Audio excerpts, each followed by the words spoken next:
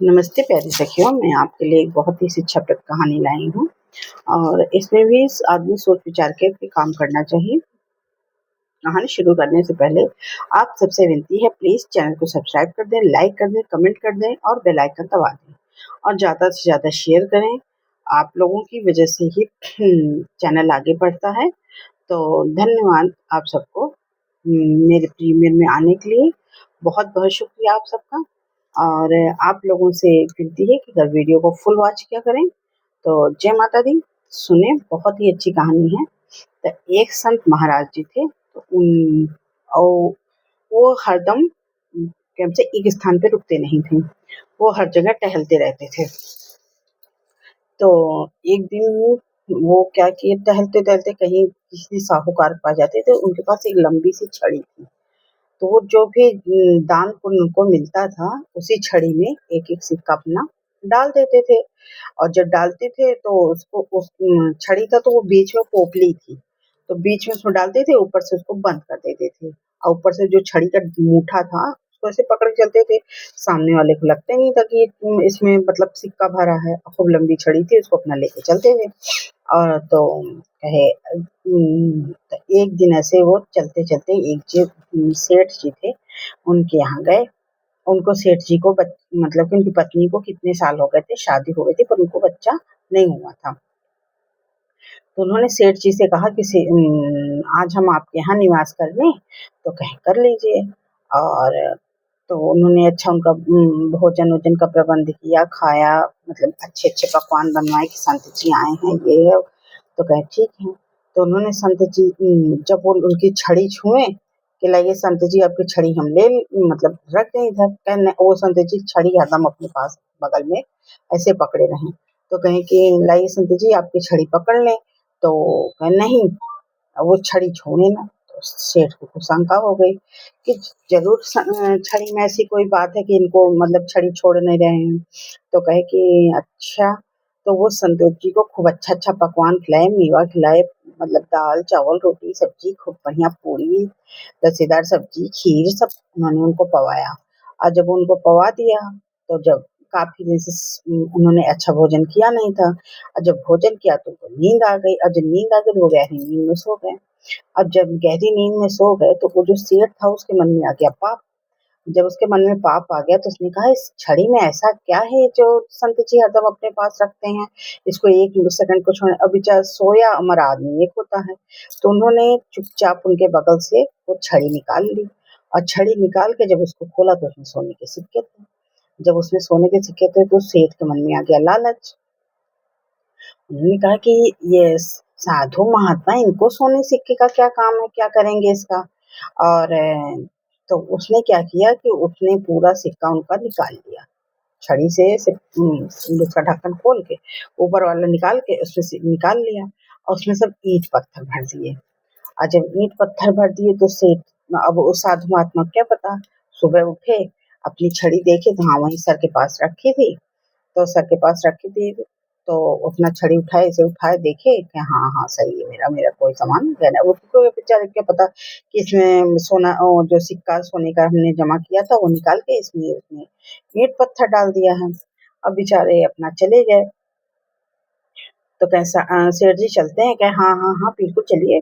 हाँ, आप तो कम से स्थिर वृत्ति नहीं है, आपकी घुमक्कड़ी वृत्ति है, तो आप चलिए। ठीक है, ये सत्य घटना है, हम आपको जो सुना रहे हैं।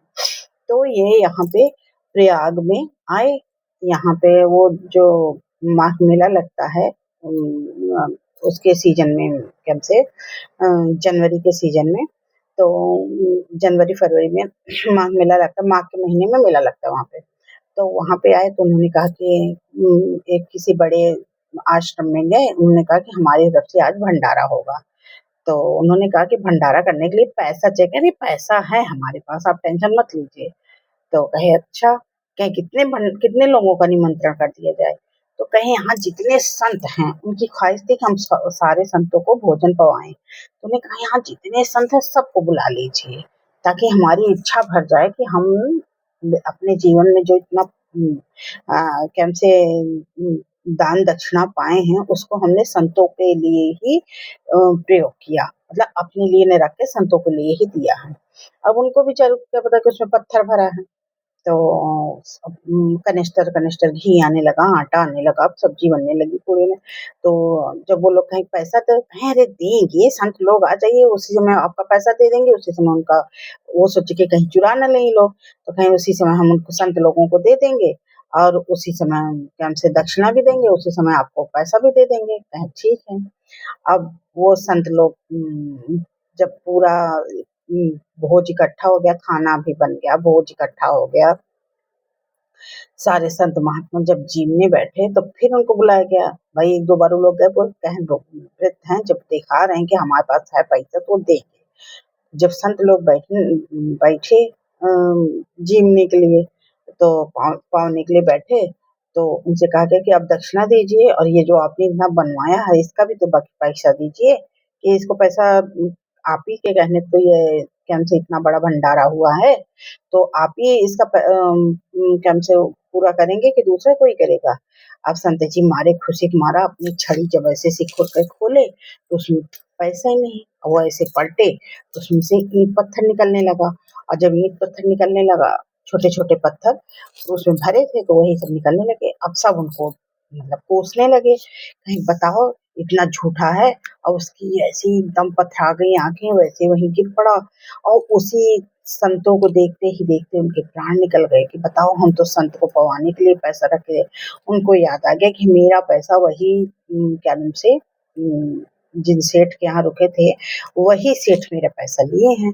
तब उन्होंने कहा अब यही सोचते उनके प्राण निकल गए। इधर उस सेठ को बच्चा नहीं हुआ रहा था, उनकी पत्नी को बच्चा नहीं हुआ, इधर इनके प्राण निकले सेठ संत जी के, उधर उनकी पत्नी गर्भवती हो गई। जब उनकी पत्नी गर्भवती हो गई तो उन्होंने बहुत खुशी मनाई कि चलो इतने साल बाद हमारे यहाँ, कम से कम 15-20 साल बाद हमारे यहाँ चाहे पुत्र हो या पुत्री हो, किसी का जन्म तो हुआ। तो उन्होंने कहा कि अच्छा, जब 9 महीना बीता उनको लड़का हुआ। अब बहुत खुशियां मनाई, चारों तरफ भंडारा कराना, बंटवाना, ये करना वो करना, तो पैसा खूब ना उन्होंने उड़ाया कि भाई काफी दिन पे उनको पुत्र रत्न की प्राप्ति हुई थी। अब वो जब वो लड़का धीरे धीरे बड़ा हुआ, जब 18 साल का हो गया, तो वो अचानक बीमार पड़ गया।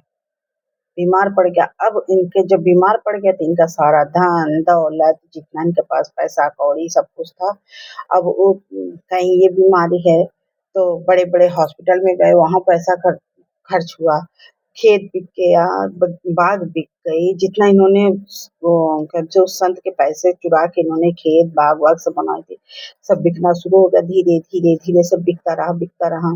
अब बेचारे एकदम थोड़ा, तब इनके पास केवल ये अपना घर बचा और थोड़े बहुत जो सिक्के से इन्होंने गहने बनाए थे वो सब गहने बचे। तो बड़े बड़े हॉस्पिटल सब लोग जवाब दे दिए कि इनके ऊपर कुछ नहीं है। तो काफी दिन पे पुत्र हुआ था, तो इन्होंने कोई बताया कि उन ओझा के पास चले जाइए, वो ओझा जी बहुत अच्छा दवाई मतलब झाड़ फूक करते हैं, इनके ऊपर बीमारी नहीं, ऊपर ऊपरी माया है। तो झाड़ फूक कराए, ओझा ने भी खूब लूटा इनको। तो उन्होंने कहा कि तब भी नहीं ठीक हुए, तो कहे तो वो लड़का बोला कि जब उनके पास केवल घर बचा तो कहे कि ऐसा है कि हमको प्रयाग ले चलिए। तो कहे कि अच्छा ठीक है, हम आपको प्रयाग ले चलते हैं। उनको भैया प्रयाग ले आए। तो कहें कि ऐसा है कि आपने इतना पैसा खर्च किया है हमारे लिए। कहें हाँ, तुम मेरे अकेले पुत्र हो थे, इतने दिन पे हमको मतलब कि तुम प्राप्त हुए और तुम्हारी वजह से हमको इतना पुत्र सुख प्राप्त हुआ। और क्या हमसे तो कहें क्या है, कहें अब तो मैं जाऊंगा ही। कहें हाँ। तो कहें मेरी इच्छा है कि मैं इन संतों को जो प्रयाग में वही माघ मेला चल रहा था, मेला माघ का स्नान शुरू था, तो कहें कि ऐसा है मेरी इच्छा है कि हम यहाँ संतों को भोजन पवाएं। कहे अच्छा। उन्होंने अपना घर भेज दिया, जिस घर पे वो रह रहे थे हवेली थी उसको भी बेच दिया। उस पैसे से उन्होंने वहां पे संतों का भंडारा किया, संतों को भंडारा किया। वो बीमार लड़का कब से ऐसे आंख बंद खोले तो वो रोए जाए भंडारा करे जाए, रोए जाए भंडारा करे जाए। और सारे संतों को मतलब जैसे वो जब वो संत मरे थे तो जैसे वो उस तरह भंडारा हो तो उसी तरह पूरा वो भंडारा कराए। जब संत लोग सब बैठ गए, जब भोजन पाने लगे, तब उन्होंने कहा कि दक्षिणा तो दीजिए, दक्षिणा माँगी थी तो उन संत की मृत्यु हुई थी, कहें दक्षिणा तो दीजिए। तो उन्होंने जो अपना घर बेचा था उससे उन्होंने सबको तो पैसा देना, पति-पत्नी दोनों पैसा देने शुरू किए, पैर छुए, सब संतों का पैर छुए, सबका आशीर्वाद देने लगे कि हाँ, कह दो कि हमारा बेटा ठीक हो जाए, ये हो जाए। तो सब संत कहे हाँ, हाँ, हाँ, ठीक हो जाएगा, ठीक हो जाएगा। तो वो हँसने लगा। तब उस समय वो लड़का उनका बहुत तेज हँसा। तो कहें कि क्या हुआ बेटा, क्यों हँसे? कि किस लिए तुमको इतनी हँसी आई? तो कहे आप हमको पहचाने नहीं? कहे नहीं हम, अरे तुम मेरे पुत्र हो, हम तुम्हारे माता-पिता हैं। कहे नहीं, मैं वही संत हूँ जिसका तुमने कि हमसे पैसा चुराया था, जिसका तुमने सिक्का चुराया था, जो हम छड़ी में तुम्हारे यहाँ रखे थे, तो मैंने अपना पूरा ब्याज सहित तुमसे सारा पैसा छीन लिया। और ये कह के वो लड़का वहीं पे एक्सपायर कर गया, तुरंत उसका प्राण निकल गया। कहें अब तुम रो, तुमने संत का अपमान किया था, हैं? उसके विश्वास का अपमान किया था, विश्वासघात किया था, उसका दंड ये है कि तुम जीवन भर रोते रहोगे पर तुम्हें कभी सुख नहीं प्राप्त होगा। अब वो क्या से जो सेठ था, वो अपने कर्म पे एक तो भिखारी बन गया, क्योंकि सारा जितना वो पैसा था, कौड़ी था, उस संत के सिक्के-सोने जो बटोरा था, जो उसका अपना था, वो ब्याज सहित सब खत्म हो गया। उसके पास कुछ भी नहीं रह गया। वो जीवन भर उन्हीं पुत्र की याद में रोते रह गए। फिर भगवान का नाम लिए पर उनको अपने कर्म से एक संत का अपमान किए थे, उनका वो किए थे, क्या कहते हैं, निरादर किए थे, उनका धन चुराए थे, तो उसकी वजह से वो जीवन भर परेशान रहे। तो फिर मिलते हैं आपसे नए वर्जन में, नई कहानी के साथ, नए शिक्षाप्रद कहानी के साथ। आप लोग इसी तरह हमारा सपोर्ट करते रहें। जय माता दी, बोलो माँ दुर्गा की जय, बोलो माँ अम्बे की जय, जगदम्बे मैया की जय हो, बोलो माँ दुर्गा की जय हो।